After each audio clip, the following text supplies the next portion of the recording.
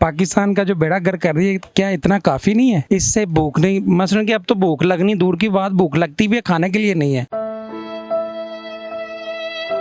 पाकिस्तान के अंदर ना लोग पढ़े लिखे कम है। वो पढ़े लिखे क्यों कम है? क्योंकि जो हमारे हुक्मरान है वो अनपढ़ लोग हैं। अब जो बंदा समझदार है ना, उसको पता है कि ये पाकिस्तान में हो क्या रहा है। वो बोल नहीं सकता, बाल बच्चेदार आदमी है, फैमिली है उसकी, बोल नहीं सकता। उसको पता मैंने आज बोला कल मेरी फैमिली को उठा लिया जाएगा। तो बशीरिया गल वध गई है। हाँ जी, बशीरिया गल वध गई है। आपको लगता है कि 9 मई का जिम्मेदार इमरान खान है? आपका इसका मतलब सवाल का जवाब, आप सवाल इसलिए ये कर रहे हैं कि इसका मतलब है वो जिम्मेदार है। ब्रदर इन लॉ है, कल वो एक मिनिस्टर के बेटे को मिलने गया है, कहता मैं एंटर हुआ हूँ, 4 दीवारी हुई हुई, और जब मैं उसके अंदर घुसा तो वो मुझे लग रहा था मैं पेरिस में आ गया हूँ। हर ब्रांड है उस छोटी सी सोसाइटी के अंदर, तो इतनी बड़ी सोसाइटी के अंदर क्यों नहीं है? वो ये कह रहा था कि हमारे बच्चे बच्चे नहीं, इनके बच्चे बच्चे हैं। अस्सलाम वालेकुम। वालेकुम सलाम। अच्छा प्यारे भाई, मेरा क्वेश्चन आपसे ये है कि नवाज शरीफ साहब को इलेक्शन लड़ने की इजाज़त मिलनी चाहिए या नहीं?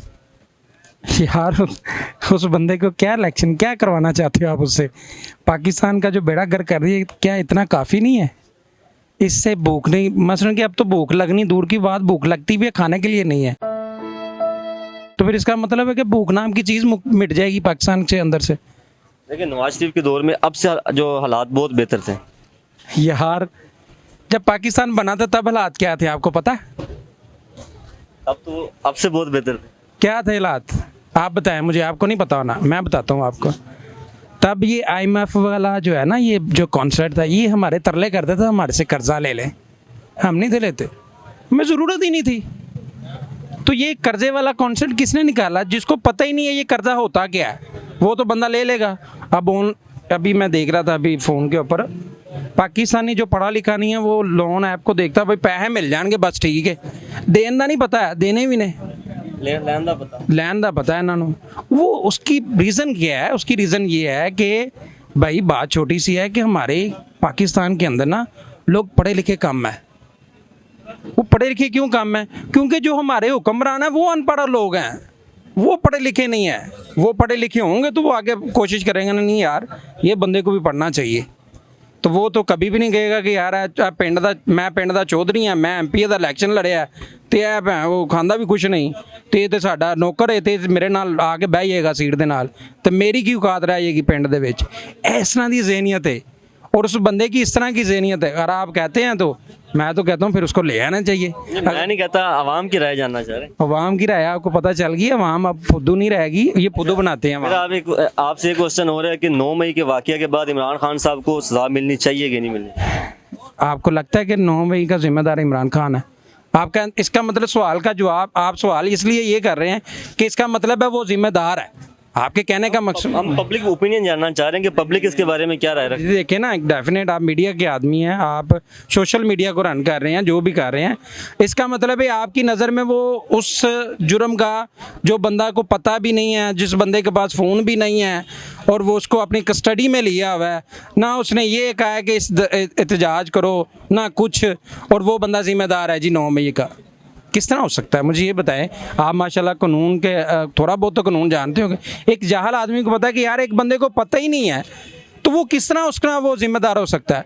और जब उसको लेके आए हैं जज के पास, कल भी वो परसों भी उसने अपनी स्पीच के ऊपर बोला सोशल मीडिया के कि भाई मैंने मजम्मत की है, हमारी जो जमात है, हम पूर्ण अमन लोग हैं, हम शुरू से ये कहते हैं कि हम अदारों की रिस्पेक्ट करते हैं क्योंकि ये हमारे सिक्योरिटी इदारे हैं। अगर ये नहीं होंगे तो हम तो चैन से सो नहीं सकेंगे।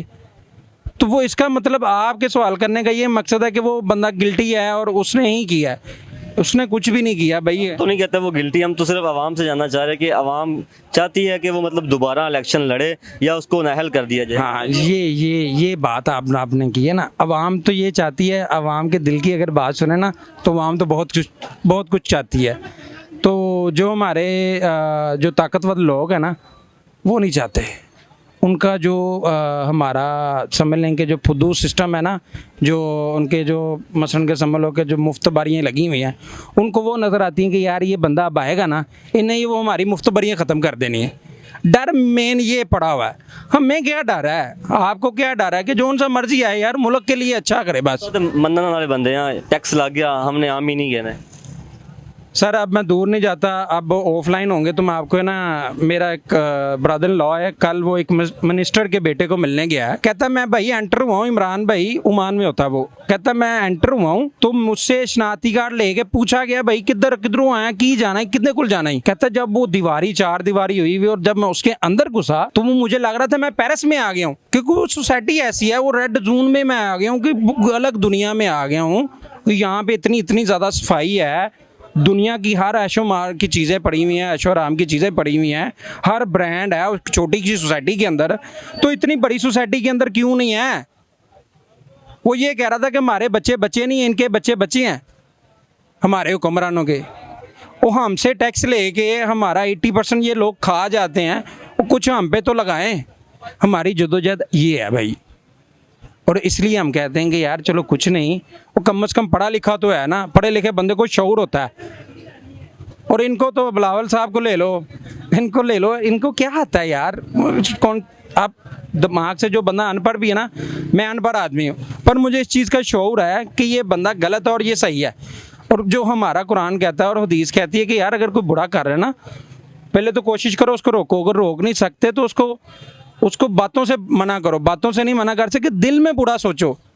हम तो कई लोग तो दिल में बुरा नहीं सोचते, तो चीज़ बुरी हो रही है उसको बुरा तो कहो, गलत को कहना सीखें।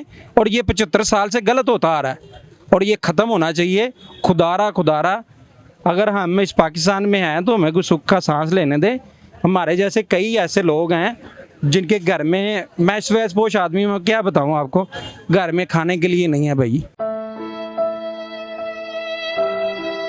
घर के अंदर खाने के लिए नहीं, कारोबार के ये हालात हैं। हम मुल्क छोड़ने में मजबूर हुए हैं कि अगर 5-6 लाख रुपए का ये स्टॉक डाल के काम करना है तो बजाय कि इधर 5-6 लाख लगा के खाना है, हमने कहीं बाहर चले जाते हैं, उससे मजदूरी कर लेते हैं। पता तो होगा ना कि हमें 5-6 लाख लगा के कोई 1.5-2 लाख रुपए आना है, मेरा घर का किचन तो सेफ होगा। तो ये हालात हुए हैं। अगर आप कहते हो कि ये हालात भी ना रहे तो ले आओ फिर नवाज शरीफ को, ले आओ जरदारी साहब को, ले आओ ये मरियम को जो करोड़ों रुपया अपनी सर्जरी पे लगाती है, ले आओ जिनका खाना पीना हल्का सा उनको कांटा भी चुभ जाए तो वो बाहर जाके बरतानिया में जाके इलाज कराते हैं, ले आओ फिर उनसे पैसे, वही पैसे आपके लगते हैं। और हज़ारों रुपए के वो टूर कर रहे हैं। और ये अभी भी गया हुआ है बिलावल साहब अपनी बहन को लेके पाकिस्तान के पैसों से। कौन सा आइन और कौन सा कानून इसको इजाज़त देता है, मुझे बताओ, करोड़ों रुपया खर्चने का? मिनिस्टर साहब वो तो खर्च सकते, वो सारे खर्च सकते हैं, जो बनता हक अपने पे खर्चे ना। कौन सा कानून बहन अपनी फैमिली मेंबर को किस तरह लेके जा सकता है, मुझे ये बताएं। वो लोग कहते हैं मैंने कभी सैलरी नहीं ली। वो सर सैलरी किस तरह नहीं ली, और अरबों रुपए के कपड़े कर लिए होंगे, सैलरी नहीं ली। सिंध उनके पास है, कितनी देर से उन्होंने सिंध लिया हुआ है, वो सिंध तो हम ले नहीं सकते उनसे। नहीं अभी तक बिलावल के हाथों में तो नहीं है वो सर बिलावल, ये सब चिट्टे यार हर बंदे को पता है। अब बात खुल गई हुई है, अब जो बंदा समझदार है ना उसको पता है कि ये पाकिस्तान में हो क्या रहा है। वो बोल नहीं सकता, बाल बच्चेदार आदमी है, फैमिली है उसकी, बोल नहीं सकता। उसको पता है मैंने आज बोला कल मेरी फैमिली को उठा लिया जाएगा। तो बशीरिया गल वध गई है। हाँ जी, बशीरिया गल वध गई है। हुण अल्लाह ही हाफिज़ेगा, हम तो सिर्फ दुआ कर सकते हैं। अगर कोई टाइम आया बाहर निकलने का, सारी वाम एक पेज पे हुई तो इंशाल्लाह हम उसमें होंगे। बहुत शुक्रिया। बहुत शुक्रिया।